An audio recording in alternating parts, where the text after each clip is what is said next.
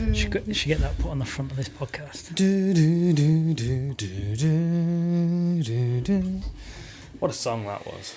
Beautiful. Overeem used to walk out to it, didn't he? He did. Yeah. He can walk out to whatever he wants to walk out to. It's weird when, like, I remember that happened when, who was it, fought in Pride, and they came out to the UFC music. I think it was Chuck Liddell, and it was, weird. Hello, everybody, and welcome to the Outlawed Picks podcast. You love our new logo, don't you? Owen threw this together. As he does. Talented little dude. Nailed it. He's smashed it, so we love that. I want that on a t-shirt for sure. Definitely. It's coming. Well, let's start the weekend. I've got a bit of fluff on my mic. Cover your ears. Watch out. Well, look, first things first. It's good to see you back on Cage Warriors, my friend. Mate. Very cool. See you back on the mic. I really enjoyed it. Congratulations to Graham Boland and the Cage Warriors crew. The trilogy was awesome. Pretty cool, wasn't it? Yeah, it was pretty awesome. cool. Came across really, really well. I watched every minute of it. It was wicked. And it was, honestly, man, it was good to see you back on the mic where you belong. Thanks, man. Exactly where you belong. I have not laughed that hard in a long time, because it was like, it's a good crew of people. It was down awesome. There, so we went into the bubble. We entered the bubble on Wednesday, and so we got to the hotel, got the lateral flow test, so you get your results back pretty quick. And then once you've got that test passed, then you're allowed into the hotel, and they check you in. And then we had everyone was on the same floor, and we had our own elevator, and it was really well organized. But then there was one bus transporting everyone to the venue and back, and it was at York Hall, mate. It was hilarious because we've got Goddard's on there, and the other referees, Rich Mitchell, Dan Moverheady, and then the judges, Ben Cartledge and David Leatherby, and they're all just these guys travel around the world together, and you get every now and then when we're doing Listen, you'll get a little glimpse into that world, but generally they know what's going on, and they have these stories. Right? It's hilarious, some of the stories they've got. Yeah. Mate, it was a good trilogy, man. There's some good fights. Cage Warriors is in pretty good shape in it. It is. Yeah. It is. Figlac brothers. Figlac brothers are serious. Ian Gary looks incredible. Paul Hughes, he's a real shining star. I very much enjoyed researching him in the build up to his fight. Tobias Harilla. Vicenic looks amazing. Yeah, Harilla's very, very good. And he knows how good he is as well. Yeah, because he's 7-1 now. But that one loss was to someone that he beat before. He got caught in a rear naked choke. And when I watched the fight, I was like, I bet he just kind of took his eye off the prize because he knows he can beat this guy. Very, very healthy. Yeah. Very healthy. Yeah. And Paddy the Baddy looks ready for the UFC, doesn't he, pretty much? You know what? Since the last fight, what was it? It feels like a couple of years ago now, when he fought Soren Back, and he was on his back in the first round with that full sunk rear naked choke in and just couldn't finish him. Yeah. And to this version of him, he looks different. I know our friend Rigel Paul's been working with him. Vortex, his company is, and they're just they've just changed him, just turned him around. He definitely looks like something's changed, something's clicked, and physically he looks great. Emotionally and confidence wise, he's in a pretty good spot, isn't he? And he's ready to go. He just looks like it's the transition time, isn't it? I know Graham Boylan said he's going to make him an offer, try and make him stay, but we'll see what happens. Yeah, I'm excited to see where he goes next. But the most likely situation I think is that he's going to challenge for his belt. And I think he'd be Cage Warriors champ transferring over to the UFC or wherever. I mean, we're assuming UFC, but I can see Boylan going, look, have a go at your belt again. Then we'll know you're really ready. That's what I think. But he looked good great. stuff. Yeah, enjoyed the whole 3 series. So shall we chat about this? Yeah. Actually, wait a second. Well, I always get paranoid because Well, while you're doing that, so today's episode is sponsored by XBRAIN. Oh, it is. It is sponsored by grab XBRAIN. One of these right now. So if you're in the UK and you want any of the ONNIT products that is obviously made over in the US, you can go to XBRAIN. They are exclusive suppliers over here in the UK, and you will obviously save yourself some money and some time by getting it through XBRAIN. And you've got one of my Alpha Brains. Yeah, I've stolen one of your Alpha Brains. The least you can do. But so they're a great company. They've got a whole load of supplements on their website, including their own branded supplements, and obviously the link to ONNIT and the exclusive distributor rights. Oh, I know that was will loud, not have gone down well at all. We've got some new Nalgene's coming out as well, haven't we? Soon.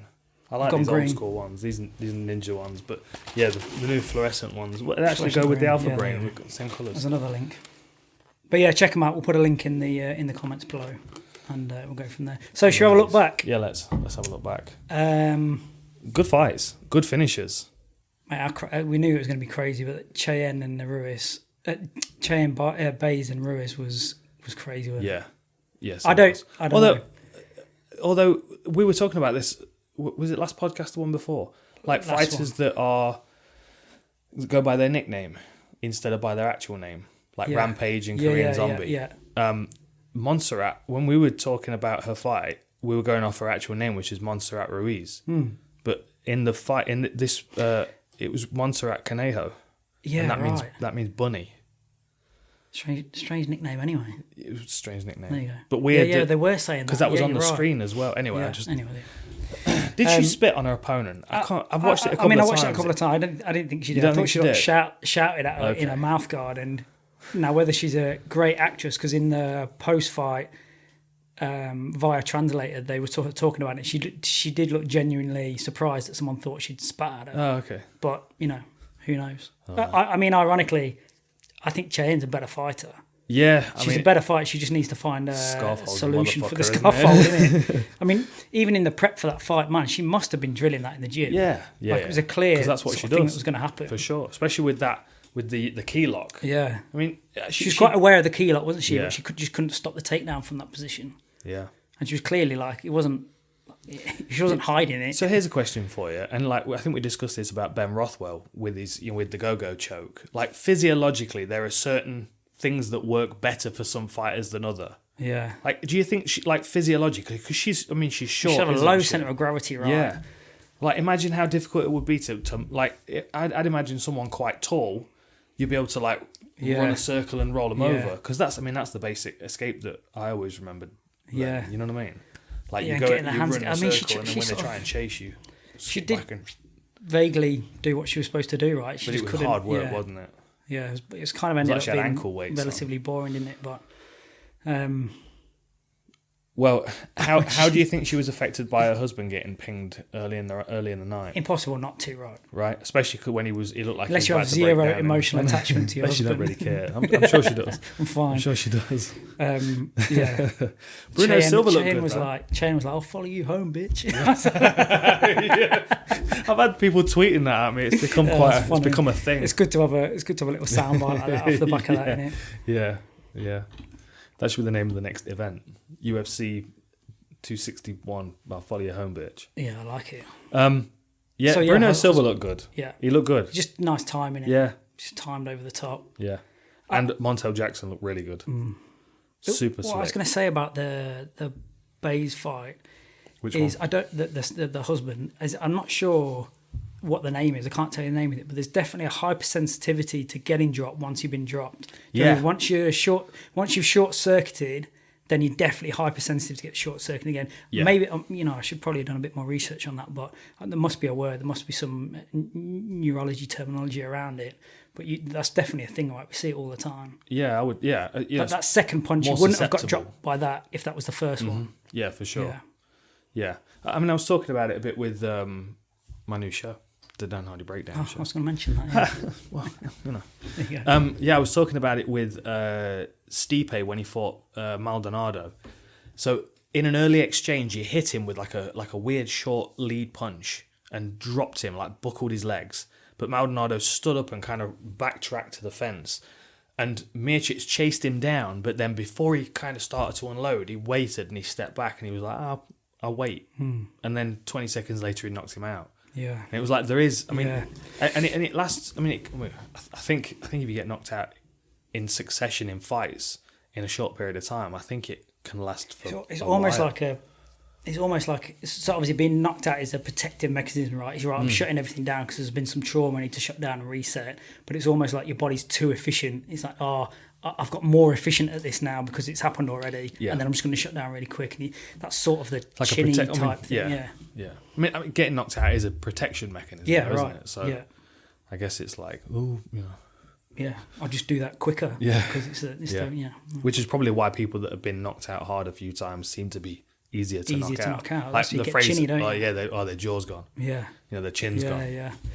Yeah, interesting. So once again, you're right. Marion Reneau just couldn't quite get. I thought she did all right though. Chaisson she's awkward, isn't she? And she's tough. But then Renault's probably. I mean, she's. It was a good back and forth. It was a good back and forth. It's 4 in a row now though for Reneau. Yeah. And at that stage in her career where that might be her last chance, mightn't it? She got whacked on it. She got her nose broke, and then you could see how uncomfortable she was after that. She getting caught on it. I had my nose broken in a Thai boxing match once, and it's just then you've just got this button that's sensitive all the time, and I don't know. It's such a weird feeling getting punched on a broken nose. Like, grinding. Yeah, because you can feel some movement in there and blood going down your throat. It's not pleasant. Tuivasa, man, he looked in good shape as well. In good shape for Thai. Yeah, you could tell he'd lost weight. You could tell he'd slimmed down a bit. He's a handful, isn't he? I wonder how many times he's pissed the bed since. Who knows? He's probably still on the piss now. Yeah, probably.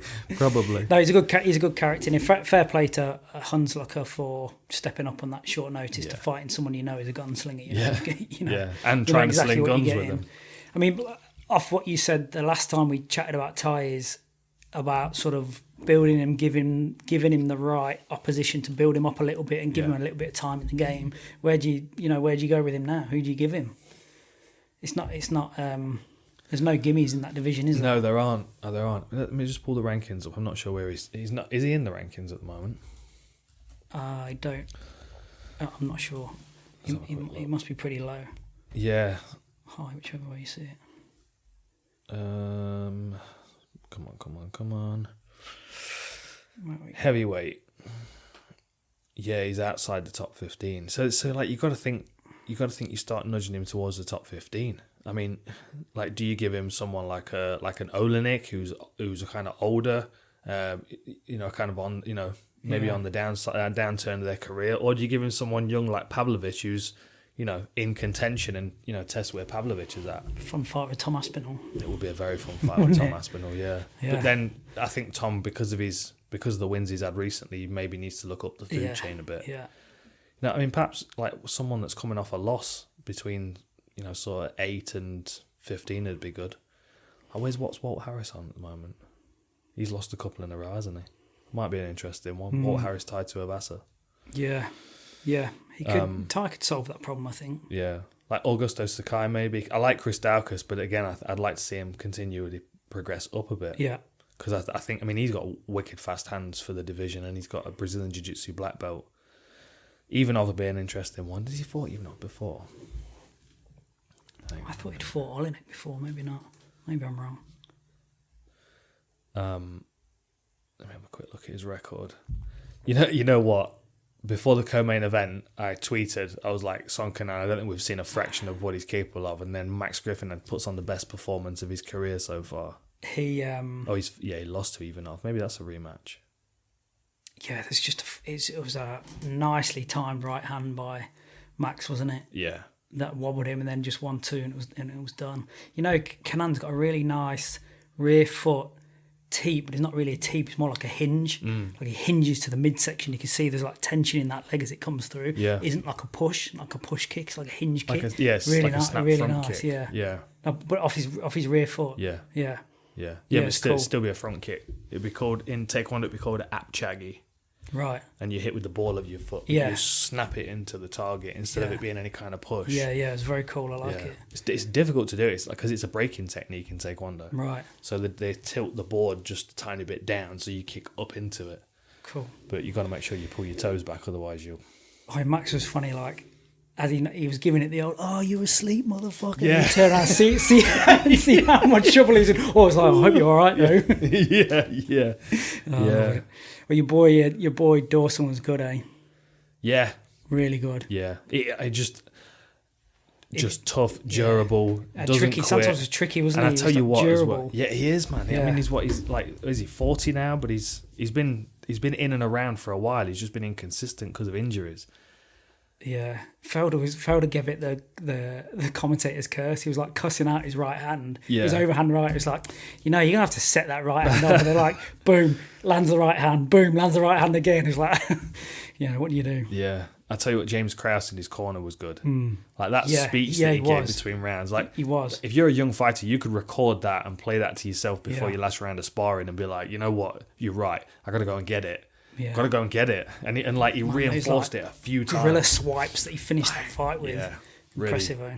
Yeah, I like him. He's a bit rudimentary with his striking. He's got some significant work to do, I think. But how old is he? He's with the right guy as well. 12 years old or something. He's gonna get that. He's gonna get that experience. He's gonna get those training hours logged. Yeah. And I think he'll. He's the right shape and he seems to have the right mentality to do something, isn't he? Agreed. Yeah. 94 he was born. So he's 26. All right, he's not as young as he seems younger. Still got plenty of time though. And if he's working on striking with James Krause. Yeah, be a fast level up, won't it? Yeah, for sure. Man, Street Yanez was good, weren't he? Yeah. Like really good. Yeah. Measured, accurate, fluid, and tough, man. And all of his mannerisms as well as the way he fights, the way he stands, and it's just so Masvidal. Yeah, it's weird, isn't it? So similar, isn't it? It's weird. He does that. I mean, I don't have to tell you this, but he does that thing where he like flirts with the edge of range, and he's edge of range, he's out of range, he's out of range again, he's out of range again. The third time, he's just slightly in range, and then he's figuring it, and the next thing you know, he's in range enough to do some damage. And it's like a diversion tactic in it. It was for some reason watching him, it seemed like you could see him doing it. You're like, oh, I know what he's doing there. He's playing with your distance here, and then next minute he was in there and landing. He's good. He's impressive. I've not seen a measured approach like that. He seemed really measured. He knew exactly what he was doing, how he was going to go about it. Yeah, calm all the way through as well. Very, very measured. And Gustavo Lopez is good. I mean, he's got Giff in his corner. Jimmy Giff was in his corner. He's a great coach. But he was just kind of shut down by the range play of Yanez. Yeah. And there's something I noticed, like, 'cause obviously I've spent the last couple of days making clones of Stipe and Ngannou in my head. Is that for your own show? That's Your new the new one. That's it. Yeah, it's where can you see it? It'll be on BT Sport. Oh, nice! It'll be on BT Sport. Congratulations! YouTube. It might be up now by the time we get the podcast up. It will be, in fact. Stipe's got a very interesting stance, which I think suits him more because he's a heavyweight than anything else. But there is a similarity in the way that Masvidal stands. And I know we're going off on a bit of a technical tangent here, so bear with us. But you can watch this for the upcoming main event. Stipe stands much heavier on his rear leg. Like his front leg's kind of out there almost attempting to kick it. It's weird how he stands. But what it does is because he walks people down, it's like he's got one foot out the door as he's walking them down. Right. Remember that, because I'm going to use that. Like as he walks them down, it's like he's kind of leaning on his back foot. It's like, if you come at me, I'm gone. Yeah. But if you keep backing up, I'm going to keep walking towards you. Yeah. And he just he creeps forward and then he forces them to, a bit like Peter Yan how does. Are people not just blast doubling through him because they're on their back foot because he's pressuring up? But then if you look at who he's fought, himself most guys don't want to take him down. Yeah. The interesting thing will be if Stipe beats Ngannou, I would like to see him fight Curtis Blades, because that's a different kind of opponent. Different kind of opponent to DC, who barely used his wrestling when they faced each other. Yeah. Like that was much more about like pace and like tying him up and hitting him with looping shots on the inside and poking him in the fucking eyes. It was mainly about eye pokes. It was mainly eye pokes. It's funny, I was watching that fight yesterday, and again, we've touched on it previously, but when you get really elite in sport, you can just stop doing all the fundamental rules that you would use to teach someone that sport. Like, no one's teaching anyone to strike like DC strikes. No one. No. Because he doesn't strike, the textbook way of doing it. In fact, at one stage he threw a right hand and he like did, when they're temping bowling, their foot like slides out the back. It was like, I was like, wow. Don't ever teach anyone that. No, I know. It's weird though. But effective. Like 30 seconds later, I think he dropped Stipe with a right, like a ugly sort of right hand over the top with a load of power in it. Yeah, it's amazing. If you look at the way that he knocked Stipe out the first time and the punch that he threw, like swims the underhook and then rocks over with a hook that's kind of, his palms turned down. He just kind of clubs him on the side.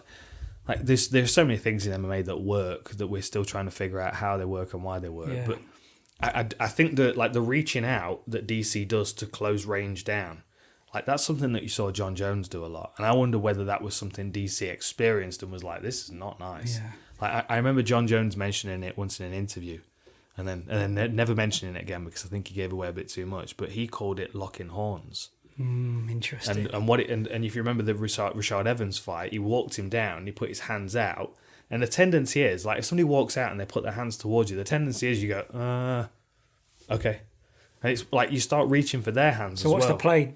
Disengage. Yeah, disengage. Just don't play it at all. Back up and move in, and then move out. But the tendency is to like stand and to reach, and then as they reach, they're coming around the sides. Yeah.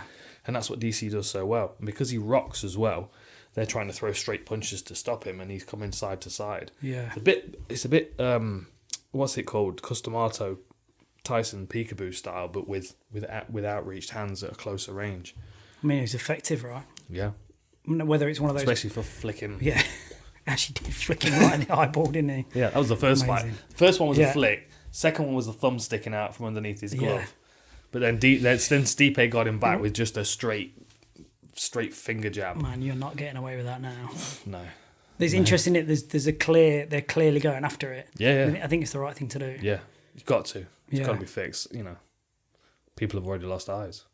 Yeah, for real. I mean, going back to Yanez, I was going to sort of say, you can get things twisted in your head as a S&C coach or a physical performance coach. You get things. I always recommend to like interns and assistants that I've worked with to go and do jiu-jitsu and go and do mixed martial arts. So you can feel it, and so you get the concept of what mechanical power is and the application of power is. Because Yanez didn't throw a hard shot. There was no like real genuine power in that. It was timing. It was timing and placement. That's what it was. And when you're in the world of gym strength, you're all about capacity and all about mechanical power, and you just got to make sure that your mind is open enough to understand it's not more power is great, but unless you're applying it, then it's it's just wasted power. I just thought that was a great example of that's not the hardest punch in the world he's throwing there. You know what? Talking the hardest punches, like because obviously we're going to move on to the next event. That analogy that they gave of Ngannou, so I got into that a little bit. I went back and watched the old press conferences just to kind of read them both and kind of their mood, and like Stipe played it down as if he wasn't bothered, but you could tell he was pissed off that he was being that Ngannou was being celebrated as, oh my god, he's the next biggest thing. Yeah, and like because you can tell because he kind of raises his eyebrows when he's a bit uncomfortable, and he was sitting like angry. I love it. You know, I love that reaction in him. Like, oh yeah, motherfucker. You'll see, exactly. Let's see. But then, like as it was like, so this was, I can't remember who was filming it. It was a different angle because the normal angle was locked off on Dana, and Dana was reading out this thing that had been presented to him from these tests, and it was like, so getting hit by a punch from Ngannou is like getting hit by a Ford Escort with a 96 horsepower engine going full speed. And whenever I'm on Google, okay, 96. Okay, so a 96 horsepower Ford Escort travels about 113 miles an hour. You don't need to travel at someone 113 miles an hour to knock them out. No. But then the other thing is I'm sitting in Stipe's seat now, listening to that with Ngannou on the other side of the podium and listening to everybody in the crowd go, oh, you know what I mean? And you're like, you're going to drive that Ford Escort on my head. That's what you're going to try and do. And he's like just kind of processing it. But his process, and same with DC, like when DC saw Ngannou charging towards Rosenstruik and knock him out, like most people look at that and they go, gee, if that was flying at me, I wouldn't be able to stop it. There's nothing I could do to negate that power. DC just went, I'd have taken him down at that point. Bro, DC went up in my estimations massively because someone questioned. It was just a joke. It was just a joke between whoever was on the panel, and he went, "I'm not scared of anyone." And it was so fast. It was so genuine. He was like, "No, it's fine. I'd deal with that. Yeah. You know what? I'd have a good crack at dealing with that." Yeah. And it was a genuine reaction. I was like, he would have a go at that. He would. He's not scared. Because that's the thing is like he looks at Ngannou, Stipe looks at Ngannou, and maybe a couple of other people in the division. I still think Curtis Blades would feel like he can beat Ngannou. And like, I think they would look at him and go, I can solve that problem. Mm.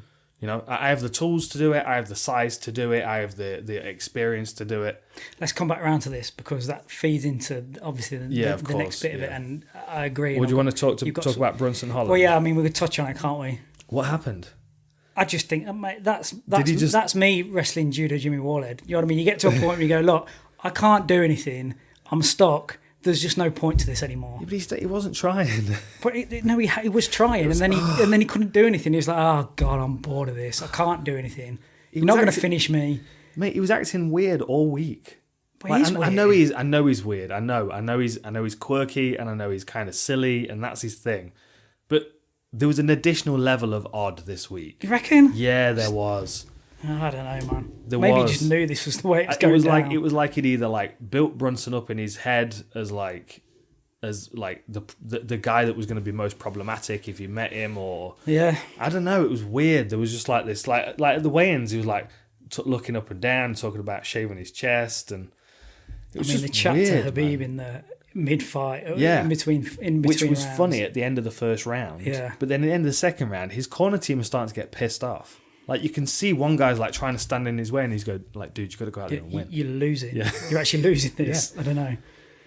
It was odd. It was like, I understand if you play the game as part of a game plan, but once he'd done it for 2 rounds, I'm like, Yeah, it's like that. When someone says something funny and then they say it again, and you're like, "Yeah, no, you were funny that first time. Just leave it, mate." Yeah. I don't know. I just thought he gave up. I just thought he didn't have a way to get out of the controlling nature of Derek, and he was just like, "It's too much effort for me to do this." I'll just take the loss, the non-damaging loss, because he wasn't really getting particularly hurt, was he? No, but he wasn't getting hurt. He wasn't tired. Yeah, like he just didn't do anything. That's the sort of thing that doesn't get you a fight for a while, isn't it? No. From a promoter's point of view, you're like, this is the worst thing you could have done. Absolutely. And then that interview he did afterwards, and he was like, "Yeah, no, I'm not really bothered about being the champion. I'm just here to have fun." I'm like, it's not fucking spring break, dude. Yeah. Like, let's go to Disneyland. It's the UFC, man. Like be a contender, or make way for someone else that wants to be a contender. But that might be a protective mechanism. Maybe that might be him. This is his like little story he's going to tell himself and everyone else that he's not bothered. But that's the problem. But that then, aside from the performance not being what we expected it to be, that also is a signifier that like mentally he's not ready for the top of the division. Like, and maybe he will be. How old is it? Maybe he will be at some point. But right now, he just crumbled under that pressure. Yeah, 92. I think I said in the preview, I just 28. The way he is, the way he fights, I just don't see him as the champ. I can't see that personality as the champ. He's too unpredictable, and to be a champ, you need a level of not predictability in terms of when I'm fighting you, I know what you're doing, but in terms of stability of your character and your routines and your regiment. You have to have a certain level of predictability about you, or at least stability. Yeah, predictability is maybe not the right word. I mean, the thing is, like, he worked hard throughout 2020. Like, he had 5 fights in 2020 and 5 wins, and culminating with that Jacare finish. Yeah. And that was such an odd finish. But then we're going to go back to a conversation where he's just up in his own head, like thinks he's this ninja superstar or something. I don't know. Maybe he just covered too much ground. Maybe he got too far too fast because he was fighting too regularly. Like, I mean, so like Anthony Hernandez, Joaquin Buckley. He benefited off the Joaquin Buckley fight because obviously Buckley's stock rose very quickly after the Fight Island knockout. Darren Stewart was a great fight, an absolute war, and we know Darren Stewart is a heavy-handed dude. I can't say his name. Ontriveneros. He's only had 1 fight in the UFC. I don't know a great deal about the guy, but it's not a top 15 name. And then he got the fight against Jacare, kind of because he'd been so active and he was there, and we plugged him in, and that's the feeling. And then TKO Jacare from the bottom, and then got loads of press about it, and everyone was shouting about it. Maybe it just went crazy too quickly for him.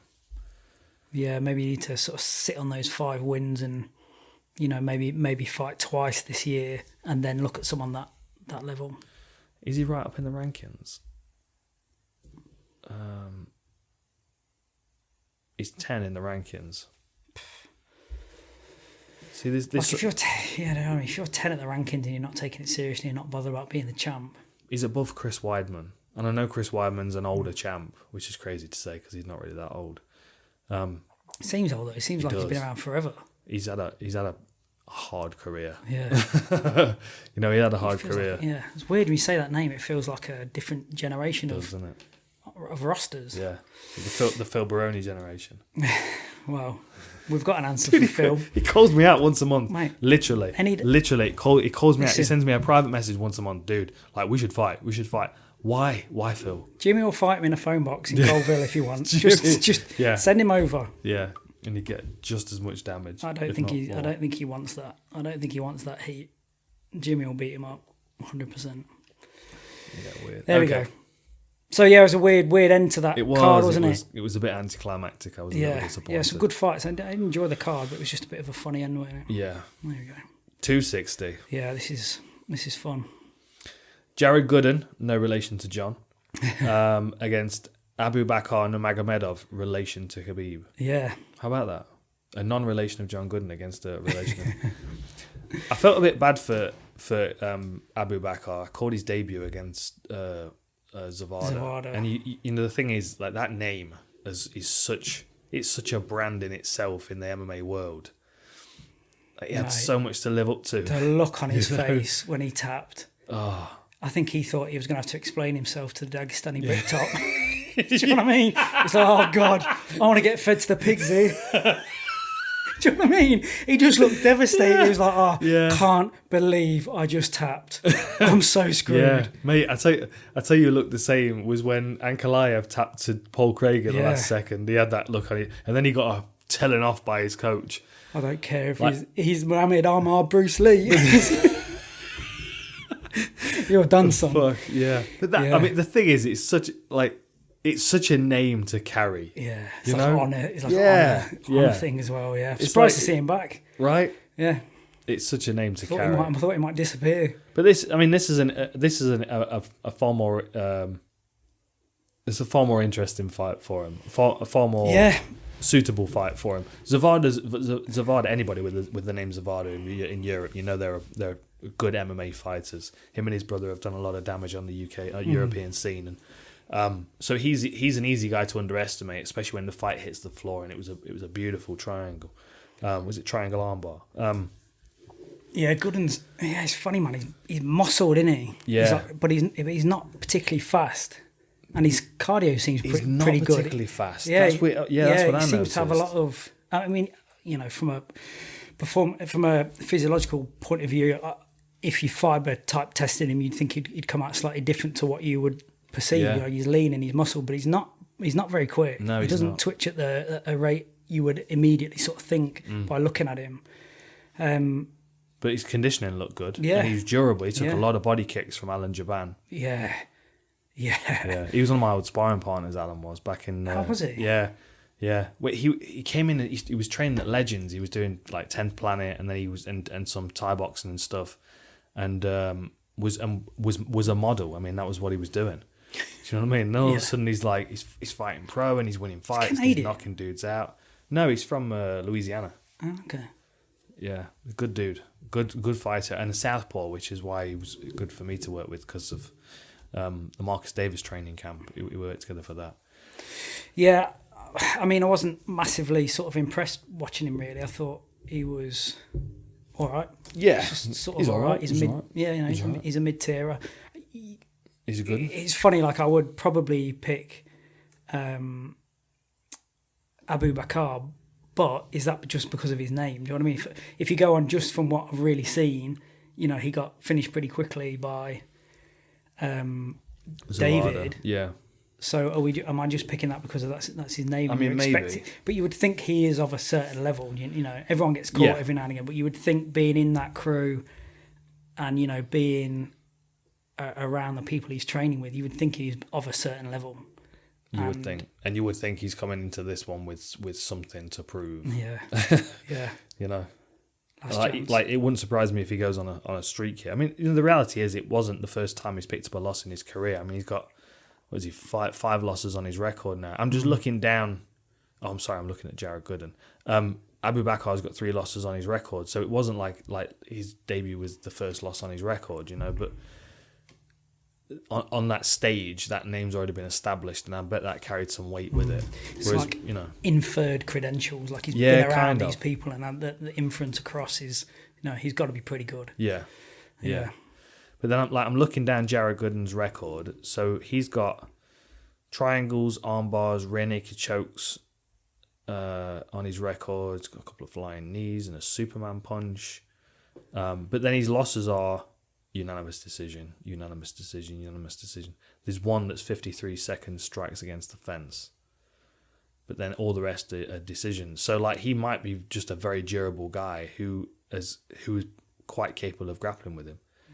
Might end up being a bit of a kickboxing match again. Abu Bakar's a well-rounded fighter. He's got good striking as well as grappling. Yeah. He's got the wrestling that you would expect. But I would feel he'd have the speed advantage then from what I've sort of seen. It might be. Yeah. Yeah, I'm swayed. I'm swayed by the inferred credentials. Yeah, I think I'll... might be deserved, we'll see. Abu can win that. Okay. Yeah, we'll see. What's up next? Gillian Robertson against Miranda Maverick. This is really good matchmaking.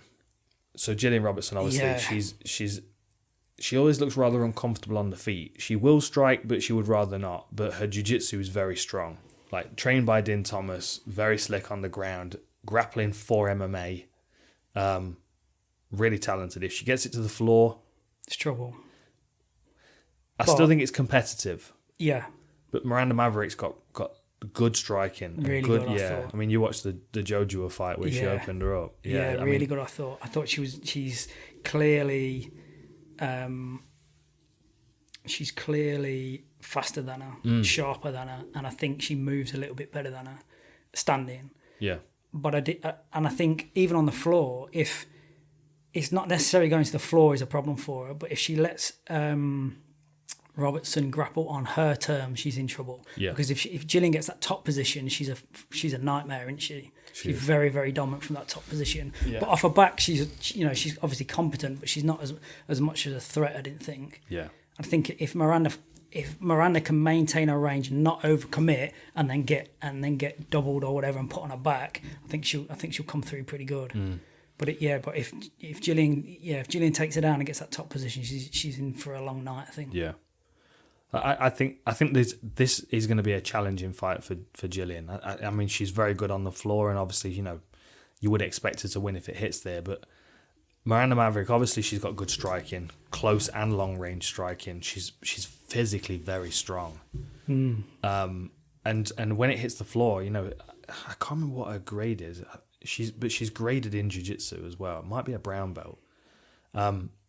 She's actually studying for her PhD as well at the same time. I mean, she's like one of those proper overproductive people that was in Fight Island doing lectures, was watching lectures on. In what do you know? I can't remember, but it's something that would melt my brain. Yeah, it's something. She's a very sharp individual. She thought her career was coming to an end at one point because she had an eye injury, and they told her that it couldn't be fixed. And then she ended up going through a surgery with a specialist, and it's now back to normal. But now she doesn't spar hard. She does a lot of play sparring, and it's she's got a real tight knit group around her that very much protect her and look out for her best interests, and it seems to be working very well for her. I think she's really good. We're still playing with those concepts, aren't we? But there's something in it. Tight circle, play spar, minimize the non-essential head trauma. Yeah. And now everyone's used to living in bubbles. It's easier to keep the group smaller. We're still in a bubble. It's the pandemic, COVID. Put your face mask on. Which way are you going? Maverick, I think. I agree. I think there's obviously there's a couple of ways for Gillian to win this, but I think if Miranda is smart and doesn't get overexcited, I think she'll go all right. Yeah. She could light her up a little bit standing, I think. I agree. Yeah. If she nullifies Robertson's takedown, she'll be able to push her back up against the fence. I think so. And that's when we'll see her, that Thai boxing. Beat the legs up, knee the body. Well, there we go. Knee to the body, that's how I'll call it. This next is the one's a good one as well. Shane Young against Omar Yeah, Morales. Morales he's a big, powerful individual. I think he spent a lot of his career at lightweight. But like he's ready to go all the time. Man, I like him. You know what I mean? He's like, man, I really like him. He had a great one with Chikadze, didn't he? yeah, he did. Yeah, and Chikadze's a flipping monster. So Chikadze was his first fight at featherweight. Yeah. Which is an interesting move given the fact that he was undefeated up to that point. He got that calf beaten up, didn't he? Yeah. Bad. And Chikadze sets a pace as well, but he's also very difficult to measure. You know, he's a difficult person to measure and manage because he's got a lot of kickboxing experience.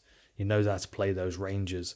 And I just, my first thought would be to, like, how where's his head at in a new weight class? Like, he's just got down to featherweight. We don't know why he did that, which, would kind of paint some of the picture for us. But also,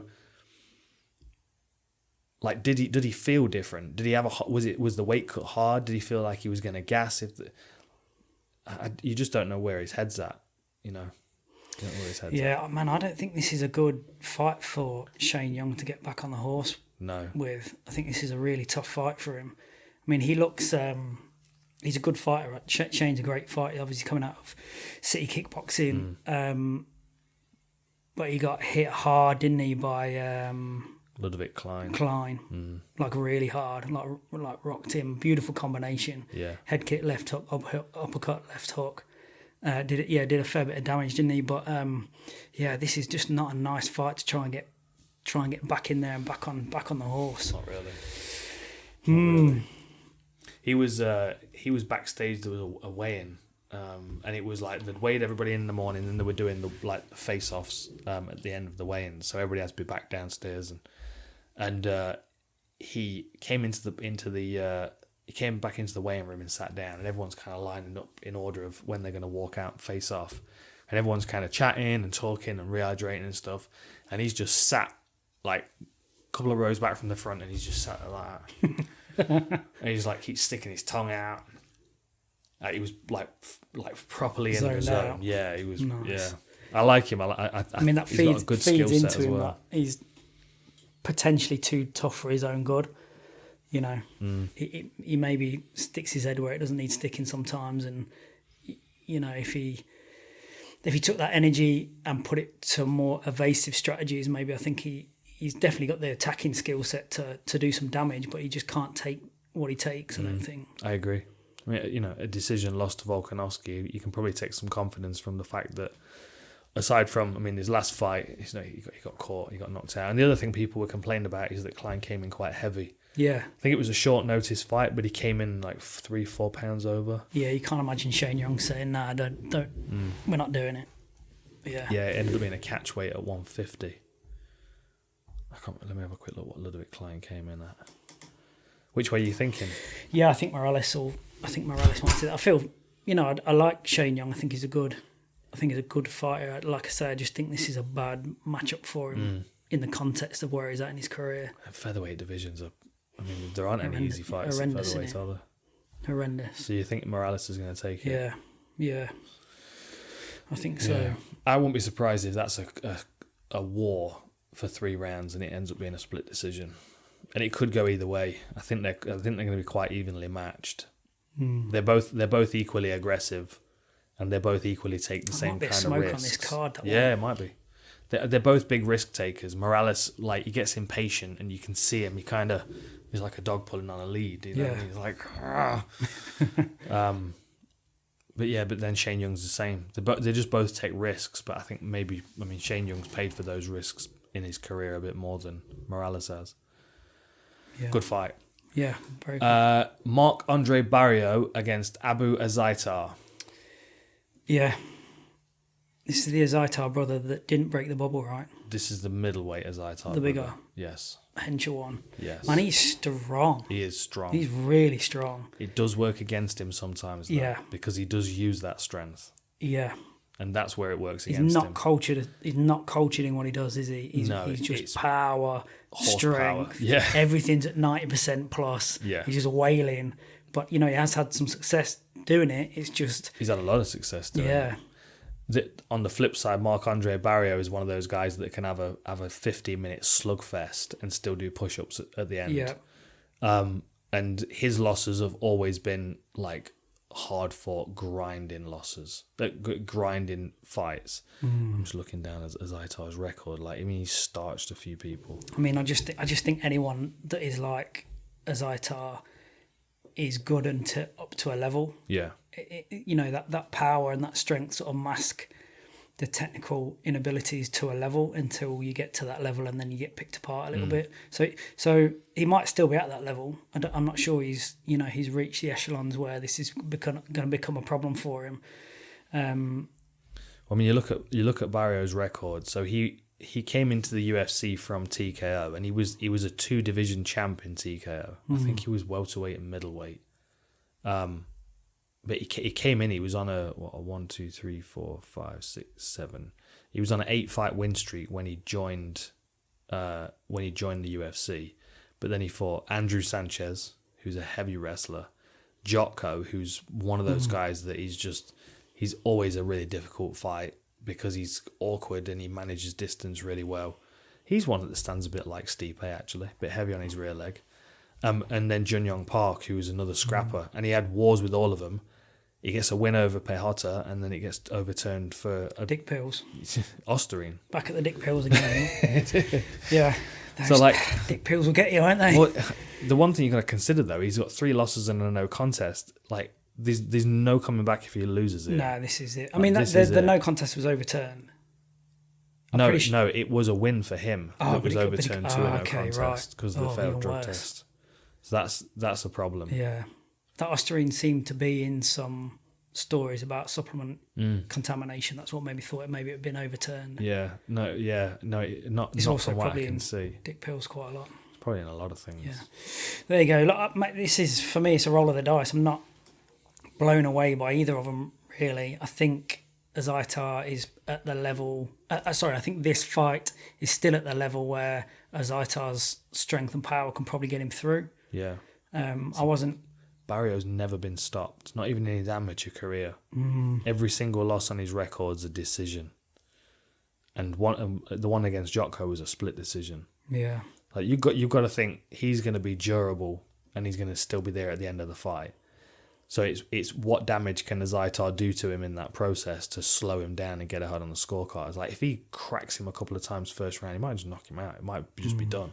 He seems like whether he's got the accuracy is a different conversation, but he seems like the power to knock people out for sure. It's the application that is what costs him.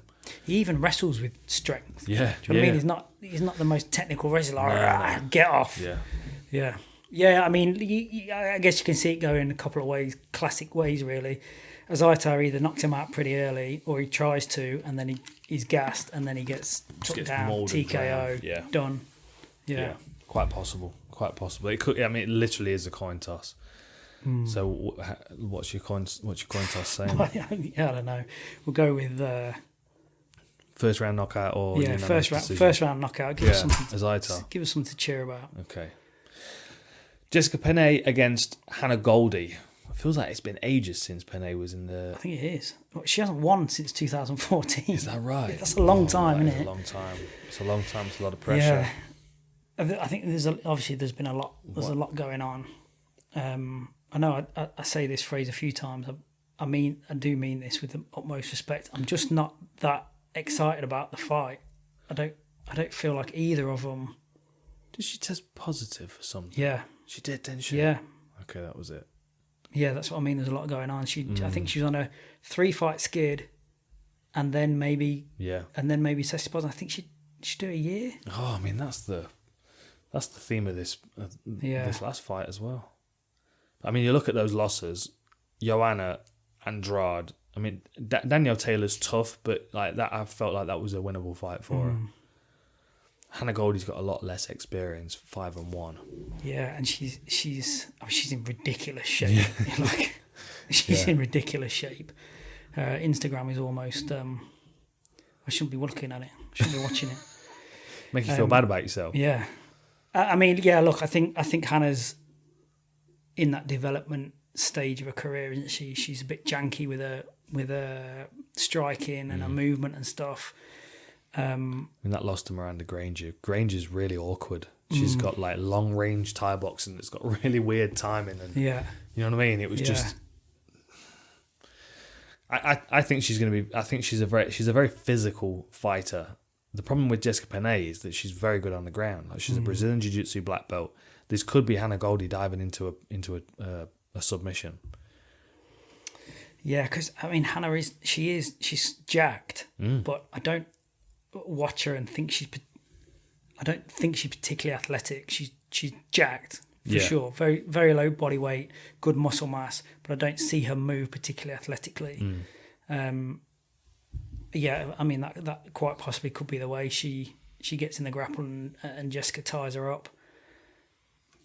Yeah. Which way are you going? I'll let you pick it. You don't seem too excited. I'm just genuinely not very excited. They just didn't. I just watched them both. I was like, whatever, really. Let's go with Jessica. Okay. You got to think that time she's had off, man. She would have been training hard to make a point coming back, wouldn't she? Yep. And that's a lot of time to improve, ratchet your skill set up. Yeah. And she went into the Joanna fight, like a lot of people counted her out in that one, and she hung in there for long enough. Like, she was stopped standing. She got her nose broken with an elbow. Yeah. She like, and Joanna is like, she's vicious. She's a good test for anyone, isn't she? This next one's fun. Do you want to go have a go at the names, or which one are you talking about? Modestas. Yes. I can go. Hold on, I'm on the wrong sheet here. Alexeychuk, and Bakauskas. Yes. I mean, we know Bakauskas, right? Yeah, Cage Warriors champ. Scene. Yeah. He's been on the European circuit a little bit. He's a big athletic 205, isn't he? He is massive. He's massive. But he got dropped pretty bad by Jimmy Crute, didn't he? Yeah. Yeah, but talking of massive 205, as Jimmy Crute's not small, is he? He's and he just timed. It was off it was a counter to a leg kick, wasn't it? Yeah. And the leg, it almost looked like he second guessed himself as he was throwing that leg kick. Just caught with that big overhand right, and dropped him hard. Man, he looks like he's just put together right as a 205er. Like, he's sort of thick in the right areas. He's lean in the right areas. He moves pretty good. 6'3", 78-inch reach. Yeah. I mean, like, he was excellent in Cage Warriors. He really was impressive. Stopping people in the first round with elbows, like even into the fourth round, and finishing people. A couple of rear naked chokes on his record as well.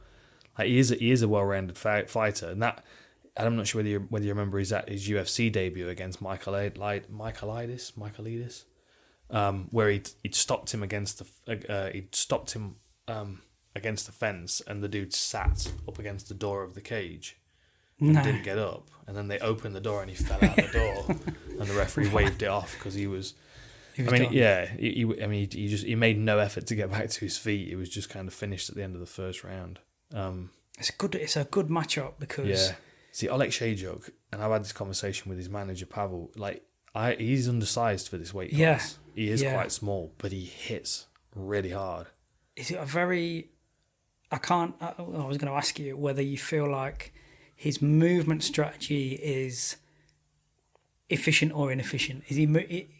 Obviously, it causes some problems because there's a lot of movement. But is it just a lot of movement, or is it a calculated amount of movement, and he's playing some games and he's trapping and he's manipulating with that movement?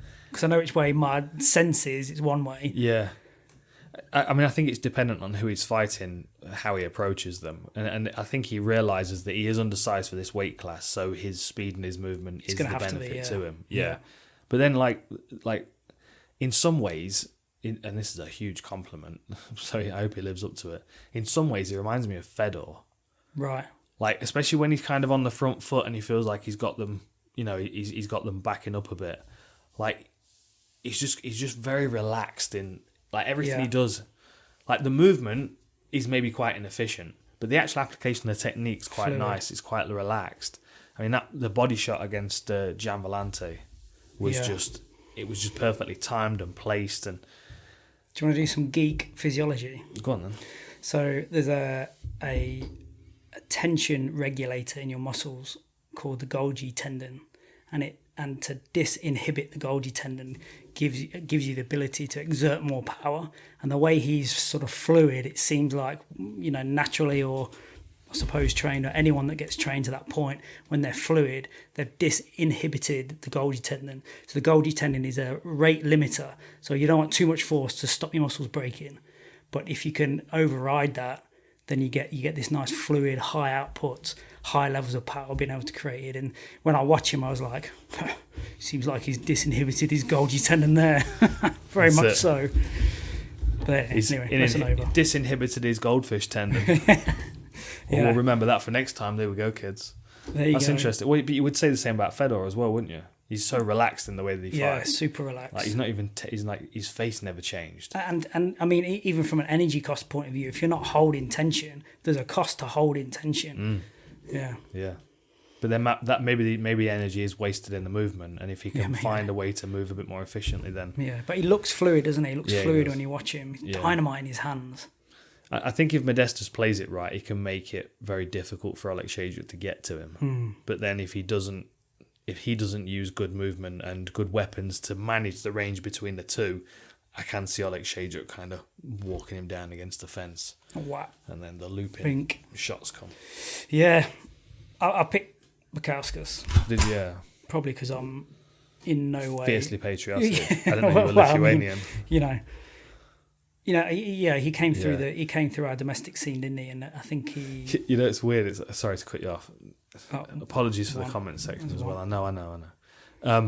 When he came in to do his interview for that Jimmy Crute fight, because of his name, it was like when he started talking, he's got this like British accent. It's like a lot of people are like, oh, like Lithuanian, and he's just. I mean, he's been living in the UK for a long while now. I think he'll go all right. Yeah, I think he'll go all right. Yeah, he might even physically dominate him a little bit. Yeah, it's a big old unit, isn't he, for that weight. He is. Talking of big old units, and the same weight class as well. Wow. Alonzo Menafield against William Knight. So this is rescheduling it because we've talked about this before. We have talked about it before. Who would you pick last time? Do you remember? Knight, I think. Was it? Yeah. So you're going for Menafield this time around, are you? Yeah. Reason it the other way. Yeah. I mean, they're like carbon copies of each other in sort of some ways, aren't they? Do you take into account that Menafield's recently tested positive for COVID, and do you feel like that would have an adverse effect on his cardiovascular system? It seems to with some people. It does, doesn't it? I mean, Hamzat is struggling bad, isn't he, by the sounds of it? It's such a new thing, I would have no real experience in it, but you would think anything that is... You're not a qualified doctor. No, well, I may as well be in some ways, but fake it till you make it, at least. I like Thompson's solution. I'm a doctor in everything but medicine. You would think there'd be some sort of hangover, right? Got a Thompson. Yeah. You would think. Yeah, you would think. I mean, even if there's a limitation to his ability to train. Yeah. I mean, that's that's got to be offset somehow. But then sometimes people are overtraining a little bit and they benefit from. Like I'm hearing people with COVID. Some people have a couple of days in bed and they're sort of all right. Yeah. Some people are bed bound for a couple of weeks. Mystery doesn't get it at all. Well, yeah. Or if you blaze enough, it just washes over you. I reckon it's the CBD he's brushing his teeth with in the morning. He's immune. Yeah. Maybe he's the cure. I think he just passed straight through him. I didn't even see you there. I mean, this is just juggernaut type stuff, isn't it? It is, isn't it? They're going to go out and... it is. Yeah, they're just two big dudes. I think Knight could probably pull this off, but it's going to be pretty close. Yeah. What do you think? I'm leaning towards Knight a bit more. I feel like there is a little bit more... There's a little bit more direction in his techniques. Did Menafield coming off a big knockout? Yeah, Menafield's been knocked out by OSP. A big one? And he lost to Devon Clark one before. Yeah. So I always think that's fascinating, the first one back after something that, it shakes you. Yeah. It shakes everyone. Yeah. And it'd be interesting. I think he's been knocked out before. No, he hadn't. So This, like, these are his first 2 losses on his record. Whereas, like, you look at Menifield's record, so he picked up a loss at CCFC back in 2019, but was undefeated in 3 fights in 2020. And has got a variety of different rounds and finishes. Most of them by strikes. I think all of them by strikes, in fact. But across the rounds, first, second, third round, late in the third round as well, 432. And then you also look at his amateur career, 7-1 as an amateur. So, like, I think that he's also got a Thai boxing match against Jorgen De Castro, who's a heavyweight. Lost that one. But yeah, I don't know. I feel like maybe his technique's a little bit cleaner, and given the fact that Menifield does put his foot on the gas and cover a lot of distance, and he is aggressive with his striking, he might close distance down and actually run into the range of William Knight, because he's only 5'10", 73-inch reach. It's not massive, especially for light heavyweight. And you talk about Modestus, that's a lightweight stature if you're looking at like the frame of him. So light heavyweight, he's always going to be undersized as far as reach goes. He's got to find his way inside. But then Menifield might close that distance for him. He's definitely making the weight via thickness than anything. Depth. Yeah. Yeah, go on then. We'll go with Knight, shall we? See how that goes. Yeah. Malarkey and Worthy. Is that next up? Yeah, another good fight. Yeah. I mean, I think we briefly touched on Jamie last week. He's fighting out of Ross's gym, isn't he? Central Coast MMA. Shout out to Ross Pearson and that factory they got going over there.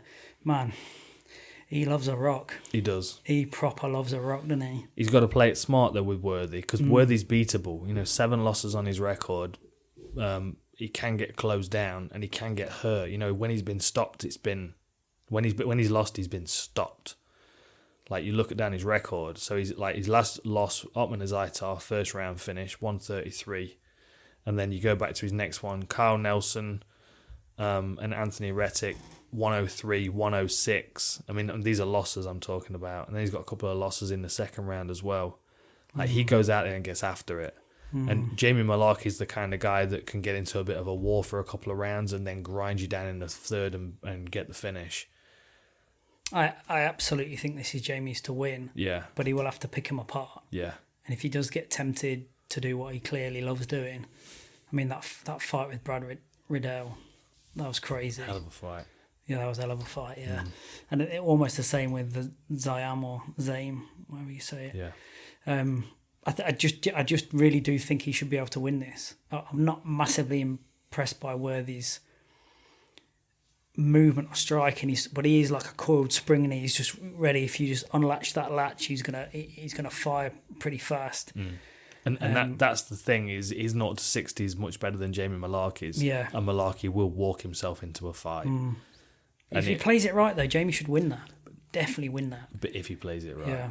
He's got to. It wouldn't do him bad to get in on the legs a little bit of Karma Worthy and tie him up. Kind of do what GSP did to BJ Penn. Yeah. Get a bit of lactic acid in the muscles and slow him down, and make that coiled spring a little bit. Yeah, a little bit less coiled. A little bit less coiled. Yeah. No, I hope Jamie and Ross, obviously in that gym, get this win. I feel like they should. Yeah. I feel like it's there to win. But you're always playing that game with power. We'll touch on it in the main event, but you're just playing that game with power.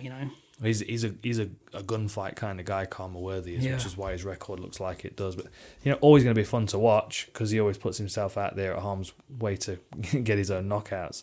Also shows how confident he is in his power. Malarkey's got to play it very, very cautious, but I would say that it is a fight that he can take if he's smart. Yeah.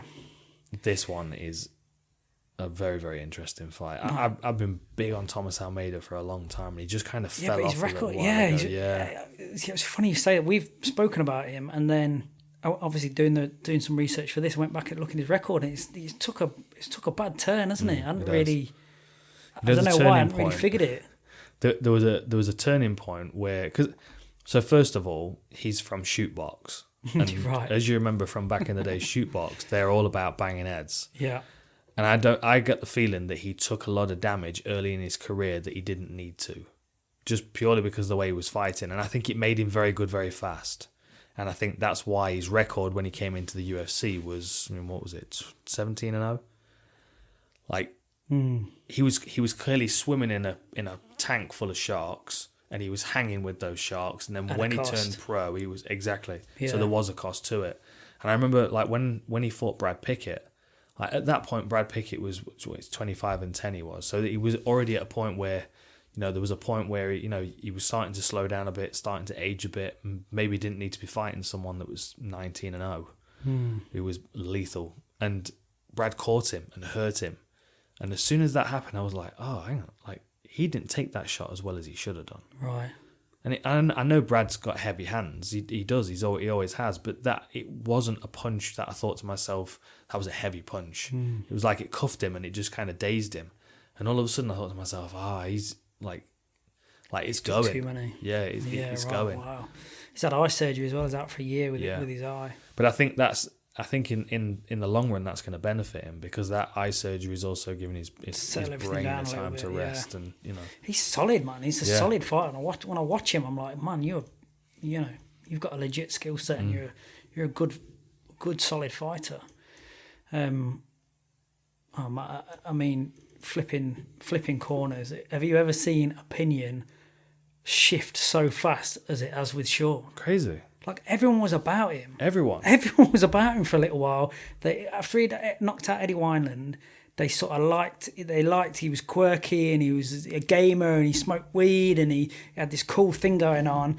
And then he basically had a lateral ankle sprain mid-fight against Marlon Vera, who's not a joke. Like, lateral ankle sprain, got beaten up by him, and then sort of said, I was undefeated at some stage post-fight. And then everyone was like, we don't like you anymore. Yeah. You're out. It was weird. Yeah. It was weird. After a point, every comment I saw that had Sean's name on it was, hey. It was wild. Yeah.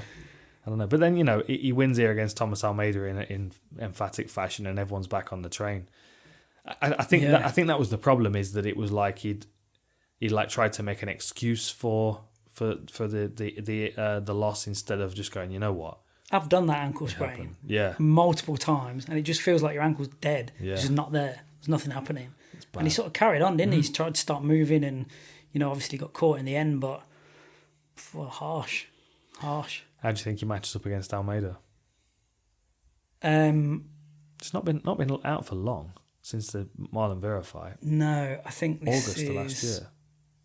Yeah, man, it's a close fight, because I like how Sean fights. I like, what I like about, I like where he's going. I don't think he's there yet, and I think he's got some development to do, and your guess is as good as mine whether he's in that mindset. He knows that, but I like what he's trying to be. I do like what he's trying to be. I think he's going to be a good fighter if he keeps working. Depending on which Almeida this is, sort of dictates the fight. I think Sean is unorthodox enough and smooth enough with his unorthodox nature that he can cause some problems, he can pick some holes. But if you get that early Almeida coming in, who's tight and fast and, cuts hard angles and lets his hands go, it's, it could be a rough night. I think maybe Sean just, in a razor. See, I'm right on the fence about it, and I could go either way. And the reason I can see Thomas Almeida winning is because he's a very, very cleanly trained striker, and obviously I think the thing that's let him down is not what he's capable of; it's what he's what he's endured in his career so far. I think if he's had the rest and if he's healthy, I mean that last fight, to Martinez, although he didn't win it, I thought he looked good all the way through, and I think Martinez is much better than especially because he picked up a loss the other week. I think he's better than he thinks he is, and that everybody thinks he is at the moment. So it was a rough fight, and it was it's unfortunate that he didn't get it turned around with a win. But I don't think that devalued his performance a great deal. I think he still showed that he's good and that he's got it. I just don't think he was able to put it together on that night. But he's got very, very clean traditional striking. Yeah. And the downside to that is that this is not Muay Thai or boxing. and what is traditional and clean for Muay Thai and boxing seems to be a little bit vulnerable in MMA. And the thing that makes it vulnerable are the guys that don't move in those regular movement patterns. Which is exactly what what he does. Yeah. Like Martinez does a little bit. Like he's a little bit kind of quirky and his hands are down and like he relies a bit more on his movement and stuff. Whereas like Almeida does much better against guys that are like let's Thai box. Yeah. Because then their movement's predictable, which means that his technique shines through. Because he's crisper and sharper, and he's more linear. Yeah. That's my concern for him. But then he might go the smart way and clinch, and I do think he could probably do some serious damage to O'Malley on the floor, because that creative nature that he's got on his feet, there's not a like a traditional foundation to it, which is why it can be so fluid, because you can kind of throw something in there and he'll just figure out a way of making it work. He's not confined to the regular movement patterns that. But I do think that who Sean is trying to be is probably the future. Yeah, like it won't be traditional. It will be effectively fight what you see and adapt. Real time adapt and what have you. I just wonder. It's hard to tell where he's at on his journey and who Thomas is when he comes back. Yeah. Yeah, I think I'd probably pick Sean just. Yeah, very close though. Yeah, I'm leaning slightly in that direction. I mean, maybe partly because Almeida's been on a rough form of recent, but yeah, I mean, Almeida's got to push the pace and close him down and force him. Like if I was in Almeida's corner, I'd say go and watch Nassim against Marco Antonio Barrera. Yeah, because Nassim was all over the place, and then he fought Barrera, who was just like, nope, we're boxing, Where's your front foot? I'm going to stand on it. Yeah. And like good technique can overwhelm flair, but it's got to be applied gradually and consistently and effectively for rounds in order to shut it down. Yeah, right. We'll see. We'll see for sure. Co-main event. Yeah. Surprisingly, very similar records, considering one is a rising contender and the other one's a former champion. Forever, yeah. It's weird, isn't it? Fast. It's amazing how fast time goes, man. Tyron hasn't won since 2018. No, but I'm always surprised at how old Tyron is.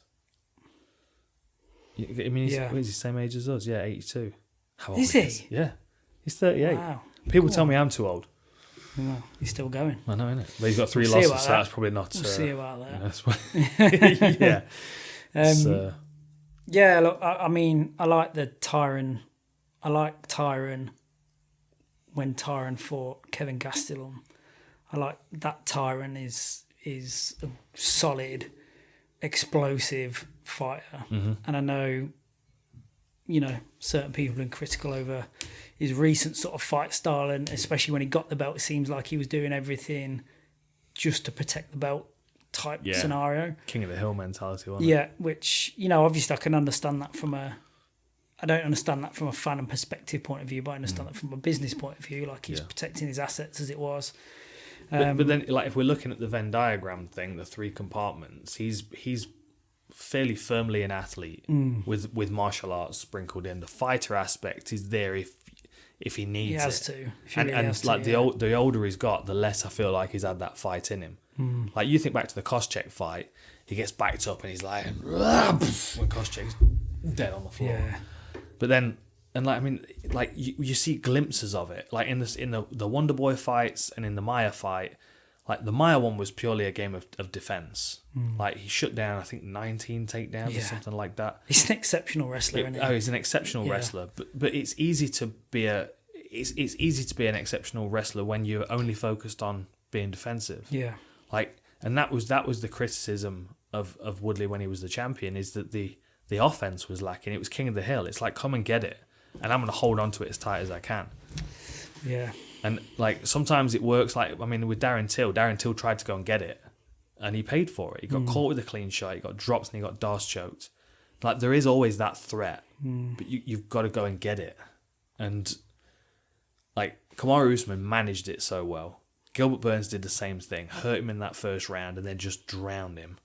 And the point where The point where Woodley feels like he doesn't have that one-punch knockout power anymore is the point where he checks out of the fight. I mean, Colby broke him, didn't he? He actually did break him down. Yeah.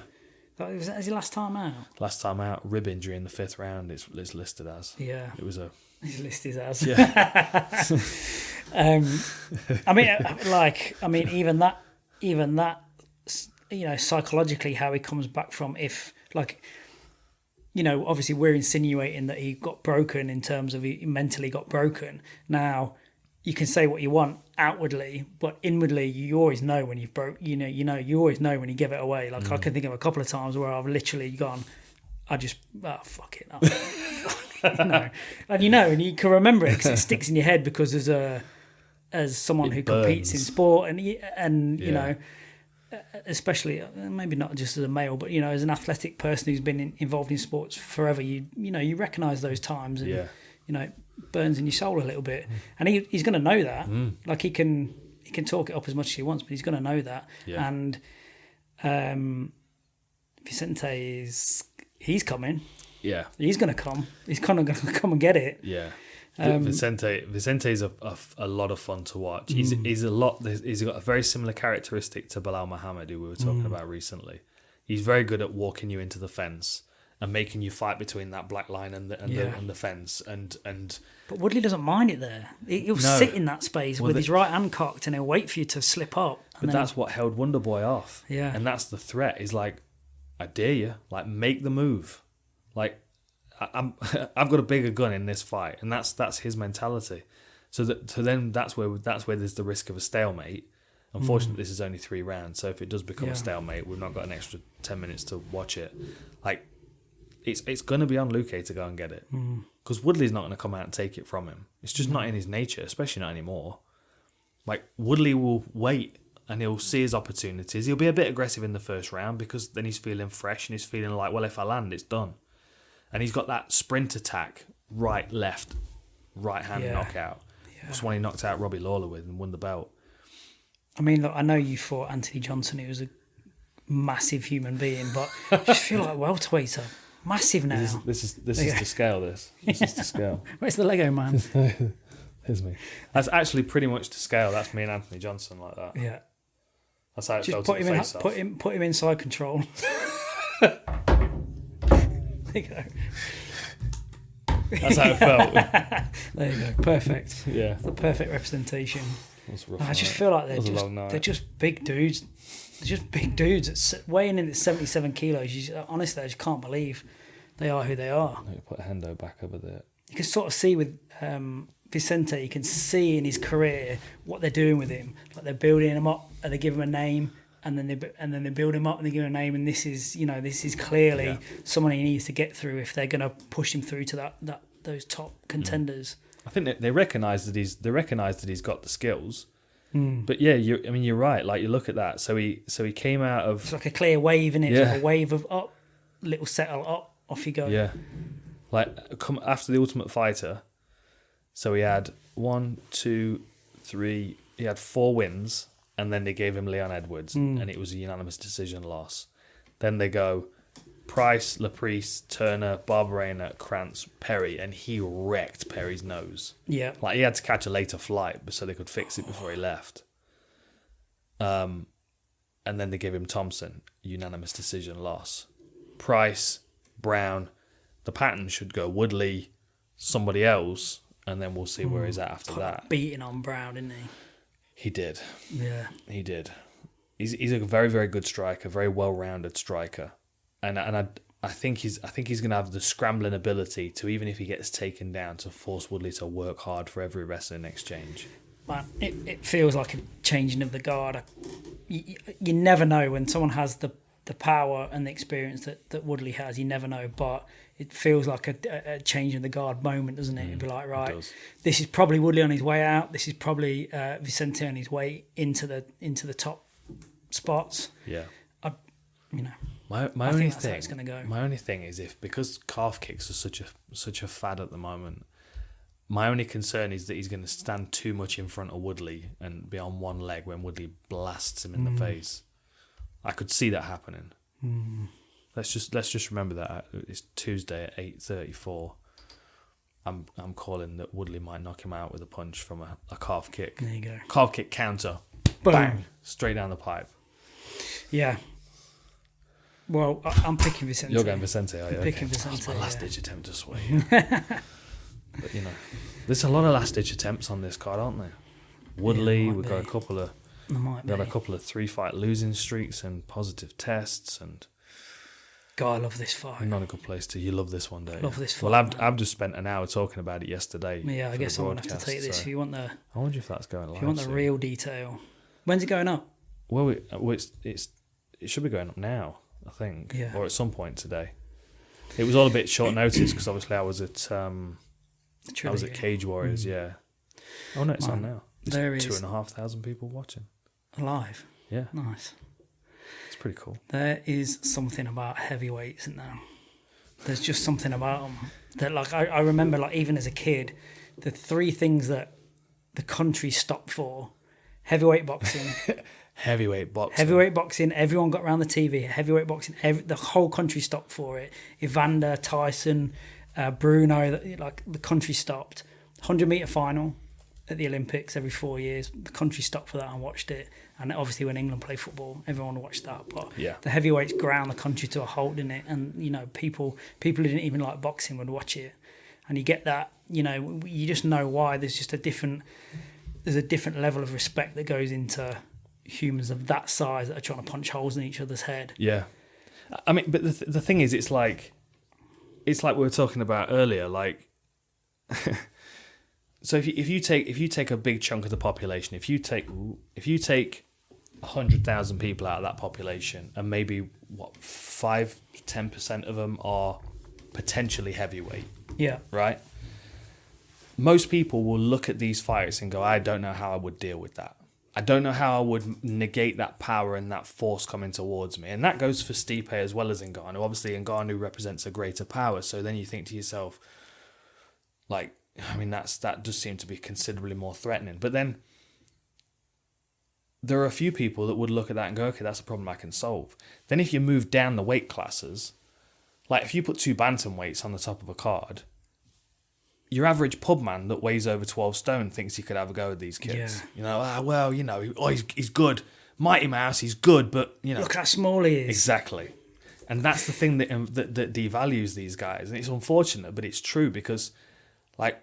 It's such a wild misconception as well, isn't it? It is, because, I mean, and oftentimes they're the guys that are considerably more skilled because they've had to be, because the talent pool's so much deeper. Yeah. Like you don't get guys as reckless as Ngannou in the lighter weight classes because they get filtered out quick. Whereas at heavyweight, that power becomes very, very real. Yeah. And just physics in it, there's just so much more power when you're that size. There's just so much power. It's funny, like, when you look at Ngannou, you think he's just this monstrously big guy, but being in rugby, like, he's a big dude, but he's just sort of like a big dude. He's not that big. Yeah. Like, there's bigger dudes around in field sports, but it's just he's lean, he's big, and he's obviously pretty scary. But he's 118 kilos, 6'4". It's like, it's all right. It's a good second row. But the force he generates is pretty. Yeah. Well, I mean, we were talking about the punch thing earlier. So, this is where, and I kind of feel for him in a way, because obviously, he's left his original team. He's not with Fight Factory anymore. So he's in Vegas and he's training out the PI. And I mean, he's a superior athlete. So he's the PI show pony. Like, every time someone comes to take a tour of the building, it's like, hey, Francis, come and do the punch thing. Come and do the punch thing. I love the PI. It's the last place he needs to be. It's the last place he needs. He's got all of the things the PI can offer him. He's got them. He's got them. In fact, leave him alone. Just leave him alone. It's fine. Yeah. But that's the problem. He's like, he's the show pony. He's like, oh, do the punch thing. He needs to be with the best technical striking coaches he could find in the world. Yeah. And he would be unstoppable, but he's not at the level. You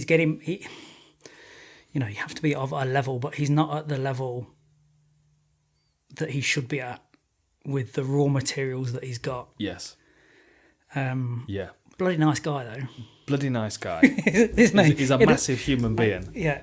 There's a great piece on our channel. V did a great piece. V, he's obviously on our channel. Just a nice. I thought it came across really well. He's just a nice dude. He's living his dream. Come from humble beginnings and what have you, and he's fought tooth and nail to get where he's got to, and he's got there. And it must be very surreal for him still. Yeah, it must be. Can you imagine? Yeah. Like on the countdown show, trying on suits and driving fast cars and stuff. It was just kind of. It's just a cool story. I love it. It is really cool. I love that story. Maybe they'll make a movie one day about it. Oh, for sure. I think they would. They would. So what I was saying earlier about the press conference and watching Stipe, and then watching Stipe as he's hearing Dana talk about this Ford Escort analogy about like. If I'm Stipe, if I'm DC, I'm trying to put myself in a heavyweight body with skills that could possibly negate this. So then I start thinking to myself, well, what is my perception of that? And my first thought would be, yeah, but this is not a punch test. Like, a punch test is like drag racing. It's like putting your foot on the gas and going as hard as you can for a quarter of a mile. Like, an MMA fight's like cross-country rally. It's like a Le Mans. Like, you have to manage the engine so it doesn't fall apart. Yeah. You have to deal with rough terrain. Yeah. You have to deal with intangibles and people crashing into the sides. It's chaotic. The only thing that would be a better analogy is two Le Mans racing, one going one way, one going the other, and having to dodge cars along the way. You're going opposite routes at the same time. I don't play racing games unless you can crash into other cars. You know what I mean? Like Stipe. So, I pulled this part. I've literally spent 3 days on this fight, and there's. If I'm Stipe, I can see loads and loads of ways to win the fight. Loads of ways to win the fight. But every way is dangerous and difficult and requires him to be on his best behaviour at all times. I've got the same similar analogy, not analogy, but similar notes down here in that Stipe has to make sure 10 things go right. He has to be on point on 10 things. And Ngannou only has to be on 1 point once on one thing, and he wins. But the first round of that, the last time they fought, is an absolute masterclass. It couldn't have gone any better for him, other than obviously getting a result in that first round. Mate, I thought it was an absolute masterclass. He got his respect by landing his hands on him. Stipe got his respect. He bounced in and out of range. He made him miss. He moved. He forced him to grapple. He went in the single leg. He swapped to double legs. It was. Yeah. He shot a beautiful time to double leg under one of Francis's haymakers. Shot in double leg. Bang! It was just a masterclass. It couldn't have gone any better. So he has a blueprint. He absolutely has a blueprint. But it still comes down to one slip up, and it's probably over. And some of those uppercuts that missed by. You watched my breakdown yet? No, I haven't. Honestly, I haven't. But I should do. We should always do this after you've done it, so I can appear way more intelligent than I am. Mate, we're talking centimetres. A couple of centimetres one way, and he just gets sat down, and we've seen it so many times at that weight. I picked out 3 clips on the breakdown show for the uppercuts, and. It just catches here. Or that's it. The first two the first one just misses him. It goes up past his head. It goes up that direction as he's level changing. The next one, you can see Ngannou's kind of curved it, but it still just misses him. Yeah. The third time it lands and that kind of stuns Stipe, and that's where he does that big drive double leg all the way across the octagon. Yeah. Because he just right at the last minute just turns that, cuts that angle and takes him down. Yeah. But I will say this about Ngannou: he's got excellent work with underhooks. He digs underhooks really well and works himself out of bad positions. And also, obviously, because he's got such good uppercuts, he can punch those uppercuts into place, and then they become an underhook. I just can't get away from. Stipe has 10 things to execute on, and he'll win the fight, but he has to execute every single one of them, and Francis just execute one once and it's done. But it's game over. Yeah, it's instant death. Yeah, but that's why he's the underdog again. It's just it's the. If they fought 10 times, high stakes poker, high rollers table in it. Proper high rollers table. If they fought 10 times, how many times does Stipe win? I don't know how this works in this context, because it's just a it's what does Lex call them? It's a thought game or something. He has a word for it. Yeah, like just like says that as well. Yeah. Which way do you go? Thought process. Something I know. Yeah, what you know mean, what I mean. It's I think I tell you what I think. I think every time Stipe wins, the chances of him winning again are higher. Are higher. Because he's replaying this blueprint. He's replaying. I've got a blueprint. I disagree with that. Tell me why you disagree with that. I think that stands as long as it's in the same fight.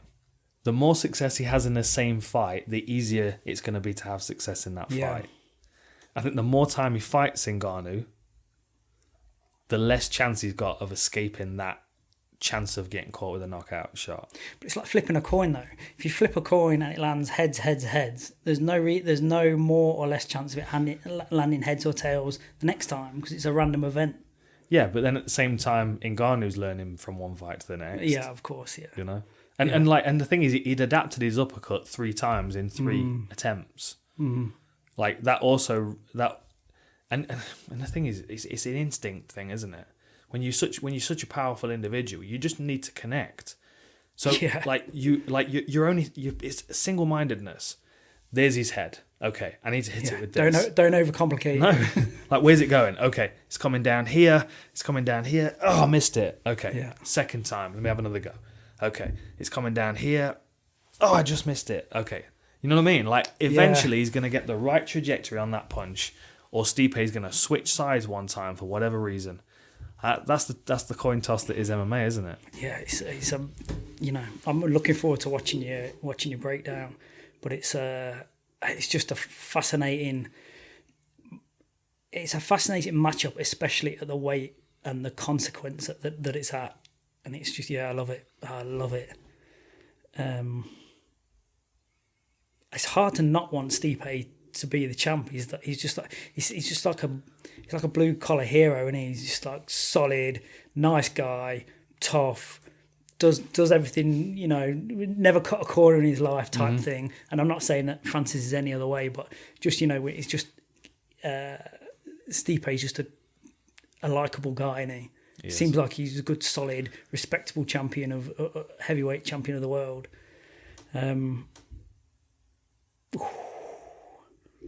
I'm going Stipe. Oh yeah. Whoa. You didn't think I'd say that? No, I didn't. You would, yeah. Strength and conditioning coaches always side with the greater athlete. No. I'm a performance coach. See all sides of the equation. There's that what's it called? The Chris Eubank interview right before he fights Nigel Benn. And he turns to the camera and looks right down the eye and talks to everyone that betted on the puncher. And he's like, "You've all made a mistake. You don't bet on the puncher." Yeah, well, there you go. I'll listen to him. Yeah. He's a smart man. So is that the way you're going? Yeah. Yeah. All right. Yeah. I think he knows how to do it, doesn't he? Mm. He knows how to do it. Yeah. Man, fascinating.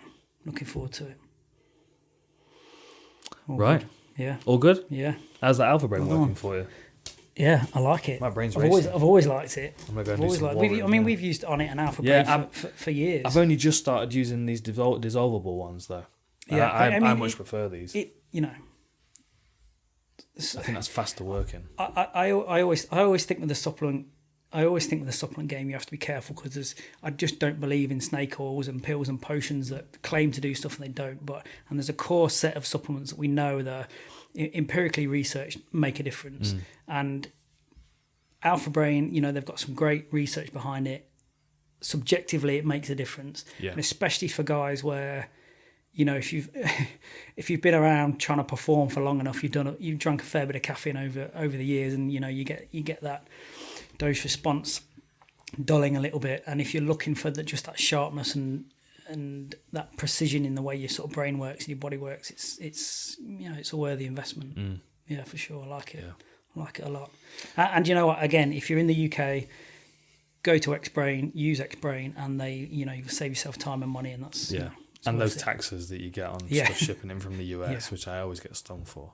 Yeah. Wicked. All good. Nice one. Nice. Catch you next time.